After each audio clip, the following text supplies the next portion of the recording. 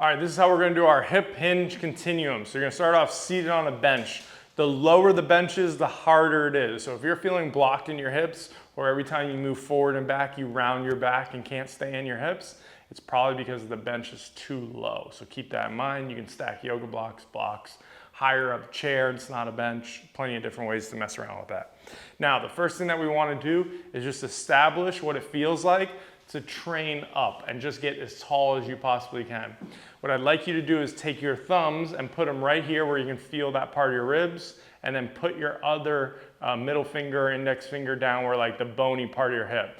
That's gonna keep these things lined up. You can also think about the bottom of a bra strap and a belt buckle. We don't want them to go this way. We don't want them to go this way. They stay long, but parallel to each other the entire time, starting right now. Now, you're gonna press your feet gently into the ground, and you're gonna take a couple of nice, really good breaths.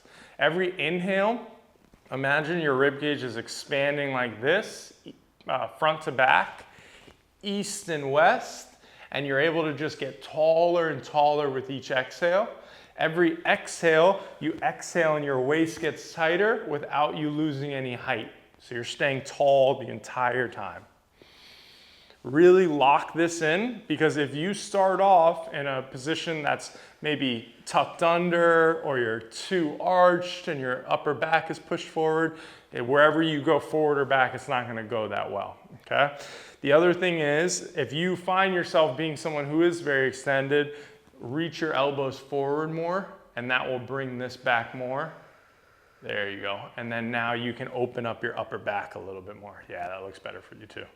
Good. Now, we're going to imagine that our top butts, the top of your butt is like a suspender on a suit.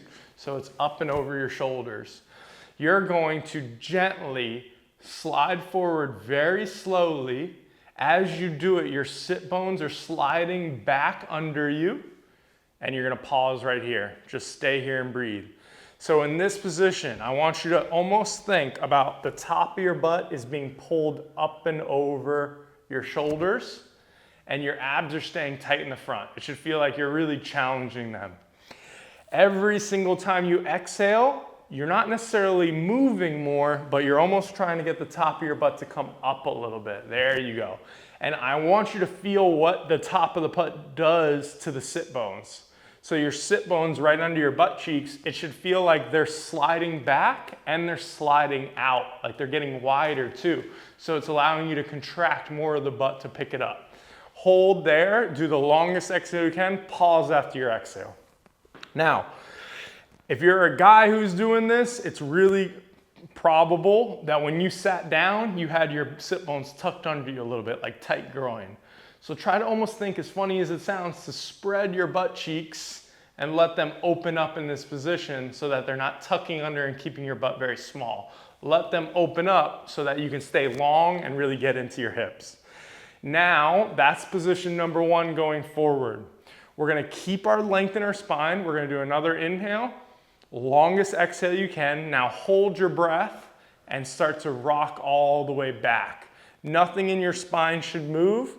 It's just the hips going back, and you're gonna lean back, keep going, right about there, hold there. And now hold here. A lot of people are gonna need to lift their heels, so lift your heels a little bit. Beautiful, stay right here. Now we kind of have our adductors, our inner thighs, and our core holding us up without us getting short and falling. So you see how nice and long she is, and it's like our abs are able to hold us, almost like when you're getting ready to do sit-ups, right? But instead of doing a crunch, you're staying nice and tall and long. Now, do another breath. Longest exhale.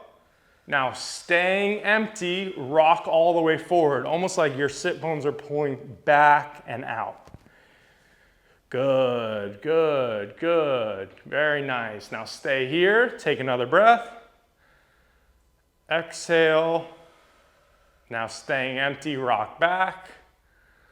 Good, and what you want to see is that she's moving in her hips and not really cheating in her spine. Pause here, take another breath. Exhale. As you rock forward, first thing that moves, butt, not head. So initiate, just like you would hip hinge and push your butt back without your head going first. Good, the head follows because it's connected. Pause there. So essentially what we're getting is we're getting 5 forward and back rock backs, okay? So 5 hinges. Going forward, going back, keeping everything locked in. You have the feedback from the ground, and we're trying to really get that there. Notice I didn't say push your knees out. We want them to kind of like be able to go forward and back without pushing your knees out. They just stay in line with your toes. They don't need to go out. Beautiful. So we're gonna assume you did 5 by now, and now you're gonna put your hands on the bench, okay? Good. Now, by putting your hand on the bench, you're allowing yourself to get pulled longer. Now, a long exhale for me, Vera. Good, everything. Now don't breathe in and use more of this, up. There you go, right there, good. So now you should be in your hips even deeper. Looks really, really good. Let your heels drop to the ground if you can. Good, there you go, even better. So that was super helpful for you actually. Now take another breath. And what we're essentially working on is this position right here should look different in a month. It should look completely different in 3 months. And in 6 months, it should look, you just shouldn't even be able to recognize it for a lot of people if they're working hard. What I mean by that is you should be able to get deeper in your hips. You should see this stuff start to develop more and be able to lift more because you're able to get deeper into the position and use your hips. And what we're also gonna see is your spine's gonna just keep opening up and getting longer and longer. As you go forward, can you come up and back with your head just a little bit? There, yeah, there you go, good. So think about your hands. Your ability to get heavier on your hands is gonna get you deeper into your hips. So every breath, Vera, I want you to shift forward more. Your knees are gonna come forward more. Your hips are gonna go back and up more. Your head's gonna try to go over that. There you go, beautiful. Just like doing a deadlift and being able to really get into the bottom without having to do that. Perfect, stay here. Now, after this, we're gonna challenge it even further. I don't want anything in her spine to change, and I don't want her butt to tuck under. She's gonna get so heavy on her hands that her butt is gonna lift up and off of the seat, and it's gonna go back. Push through your feet to do it. Good, good, good, good. Beautiful job. Hold right here. And now just stay here and do the same exact work. Move your hands an inch away from your knees forward off the, yep, good. Now, if you can soften your knees forward, good. Now keep your knees forward and get your butt up more. Yes, good. And every second you do that, you're gonna challenge the top of the hip even more. Good.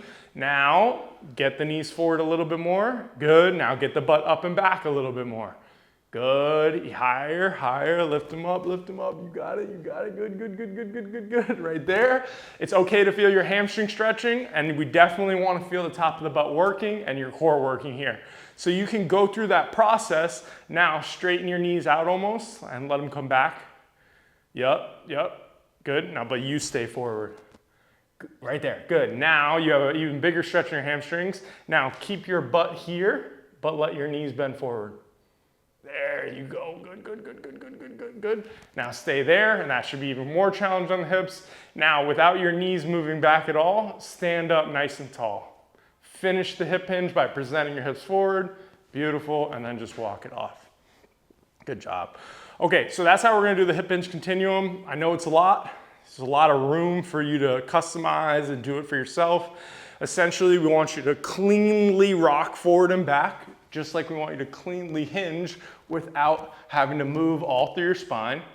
Then we want you to be able to challenge your end range of the hinge so that we can get the top of our butt to work, our hamstrings and our glutes to stretch, and our core to stay locked in with our spine being pulled long. The heavier you get on the hands, the more forward you can get, the more the back of the hip has to work. So you can go through that process of hinging back and forth and then challenging yourself in that deeper hinge, almost like it's a stretch or strengthening exercise so that it builds up that tolerance in that big stretch. Your muscles will grow in that position and you'll be able to get deeper and deeper. And then when we do our hinging, it's like, oh, I got all this room to work and I can actually feel that good stuff working. If you have any questions about that, which I'm sure you will, and that's okay, let me know.